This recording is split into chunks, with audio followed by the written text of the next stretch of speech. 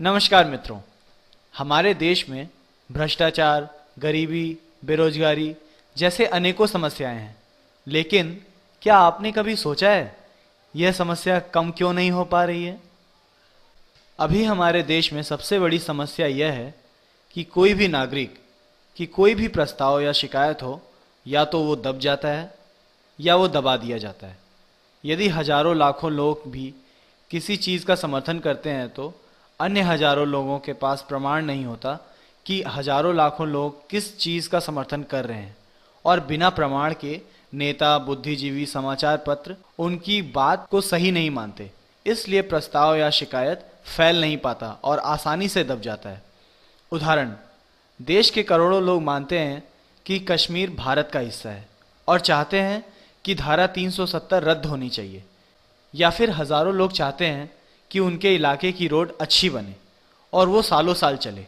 लेकिन जब लोग अपने नेता या समाचार पत्र वाले के पास इसकी मांग करते हैं तो नेता ये विश्वास नहीं करेगा कि करोड़ों लोग ये चाहते हैं। वो बोलेगा कुछ ही लोग ये चाहते हैं, बाकी लोगों की इसमें कोई रुचि नहीं है। और इस प्रकार नेता इन मांगों को अनदेखा कर देता है और समाचार पत्र इसे छापते नहीं हैं और ये बात दब जाती है। आज यदि सुबह आप कोई शिकायत या प्रस्ताव डालते हैं तो इसका कोई भरोसा नहीं है कि वो शाम तक उसके साथ छेड़छाड़ ना हो या पूरी की पूरी शिकायत गायब ना हो जाए। ऐसा इसलिए है क्योंकि आपकी शिकायत या प्रस्ताव दफ्तर में देने के बाद न तो आप उसको देख सकते हैं, न तो देश के दूसरे लोग देख सकते हैं। इसलिए नागरिक कोई एक शिकायत या मुद्दे पर एकजुट नहीं हो पाते और बिखर जाते हैं, और वह प्रभाव नहीं डाल पाते और धीरे धीरे विरोध न के बराबर हो जाता है। जब तक नागरिक किसी भी शिकायत या प्रस्ताव पर एकजुट नहीं हो पाएंगे, तब तक देश में कोई भी सुधार नहीं हो सकता। चलिए देखते हैं इस समस्या का समाधान क्या है। हमें अपने समाज या देश में कोई भी बदलाव चाहिए तो उसकी सबसे पहली सीढ़ी होती है भारतीय राज्यपत्र, यानी कि सरकारी आदेश या गैजेट नोटिफिकेशन। भारतीय राजपत्र यानी कि प्रधानमंत्री या मुख्यमंत्री हर महीने सरकार के कर्मचारी को आदेश या निर्देश देते हैं कि उन्हें काम क्या और कैसे करना है।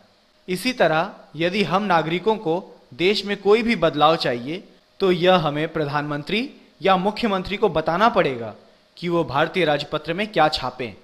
चलिए देखते हैं जो हमारे देश में शिकायत या प्रस्ताव दब जाने वाली समस्या है उसका समाधान क्या है।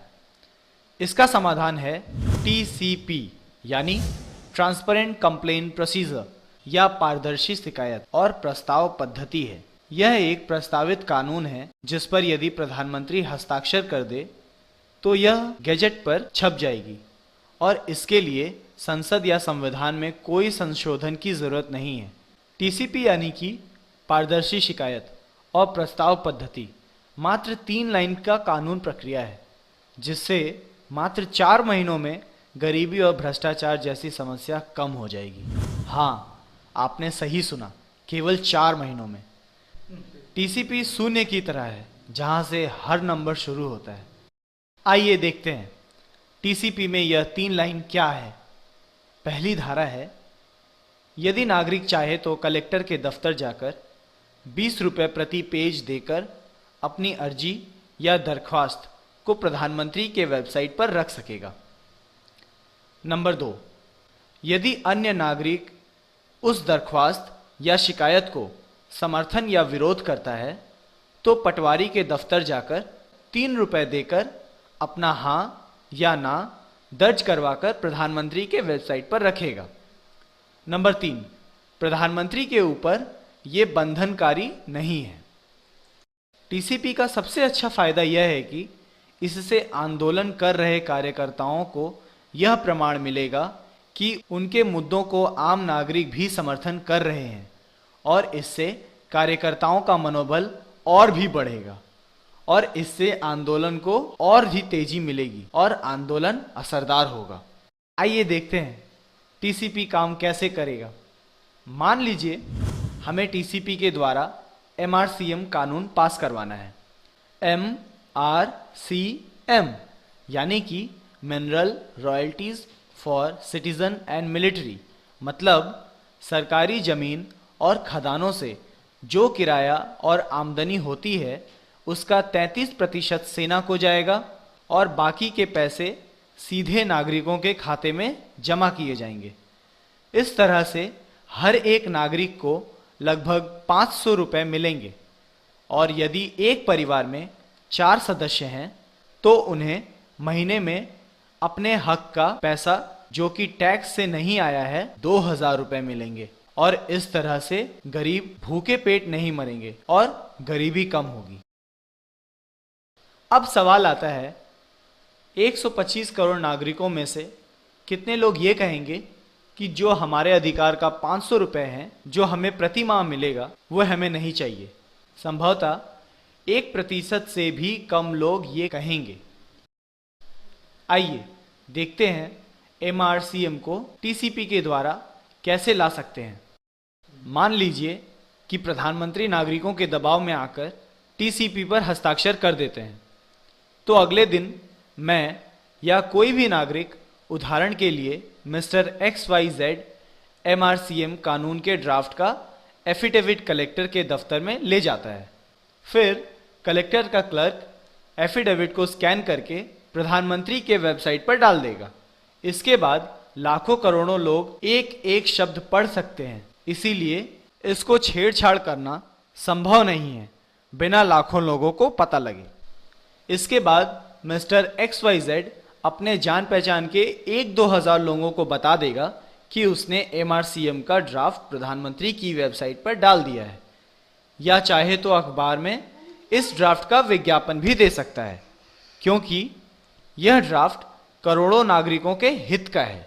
इसलिए यह बात करोड़ों नागरिकों को पता चल जाएगी और फिर आम नागरिक अपने पास के पटवारी के दफ्तर जाकर MRCM का समर्थन करेगा। पटवारी का आदमी हर व्यक्ति के वोटर कार्ड की जानकारी, उंगली का छाप और फोटो लेकर वेबसाइट पर दर्ज करेगा, जिससे जाली वोट नहीं पड़ेंगे। इस प्रक्रिया में जांच सुरक्षा भी है कि कंप्यूटर में उंगलियों के छाप द्वारा जाली वोट को पकड़ लेगा, इसलिए लोग पकड़े जाने के डर से जाली वोट नहीं डालेंगे और कोई भी नागरिक मतदाता किसी भी दिन दर्ज किया गया हाँ या ना किसी भी दिन बदल या रद्द कर सकता है। इस सुरक्षा धारा के कारण यह प्रक्रिया पैसों से खरीदा नहीं जा सकता और गुंडे या मीडिया से प्रभावित नहीं किए जा सकते। अब करोड़ों लोगों के पास प्रमाण रहेगा कि करोड़ों लोग इस ड्राफ्ट का समर्थन कर रहे हैं, क्योंकि कोई भी व्यक्ति स्वयं या किसी को कहकर वेबसाइट पर जाकर एक छोटे सैंपल में ये जांच कर सकता है कि कितने लोग सही हैं और कितने जाली। इसलिए वे अपने पास के MP या MLA या जज के पास जाएंगे और उनको प्रमाण दिखाकर कहेंगे कि यह प्रधानमंत्री को क्यों नहीं कहते इस MRCM को भारतीय राज्यपत्र में डालने के लिए। जब MP, MLA या जज पर करोड़ों लोगों का दबाव आएगा तो उनके द्वारा प्रधानमंत्री पर भी दबाव आएगा और प्रधानमंत्री इस ड्राफ्ट राजपत्र में डालने के लिए मजबूर हो जाएंगे। MRCM कानून से गरीबी कम हो जाएगी और इसके बाद TCP की मदद से हम ज्यूरी ट्रायल और राइट टू रिकॉल जैसे कानून को लाकर 4 महीने के अंदर पुलिस, नेता, जज आदि में भ्रष्टाचार कम कर सकते हैं। TCP से स्वदेशी को बढ़ावा मिलेगा और गौ हत्या, कश्मीर समस्या, धर्म परिवर्तन जैसी समस्या कम हो जाएगी। अब आप सोच रहे होंगे कि TCP यानी पारदर्शी शिकायत और प्रस्ताव पद्धति कानून तो अच्छा है, लेकिन इसे लाएंगे कैसे? यह प्रक्रिया हम जन आंदोलन से लाना चाहते हैं। आपको याद होगा कि 1977 में जन आंदोलन के प्रभाव से क्या हुआ था। देश को आज़ादी भी कुछ लाख सैनिकों और करोड़ों लोगों के समर्थन से मिली थी।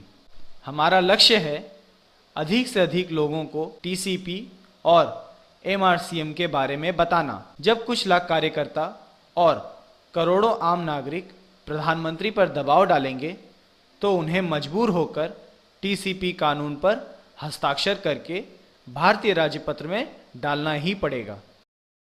कृपया इस टीसीपी कानून के बारे में अधिक से अधिक लोगों को बताएं। यदि आपको कोई भी प्रश्न हो तो आप हमारे फेसबुक ग्रुप पर पूछ सकते हैं। अधिक जानकारी के लिए कृपया ये लिंक्स देखें। धन्यवाद।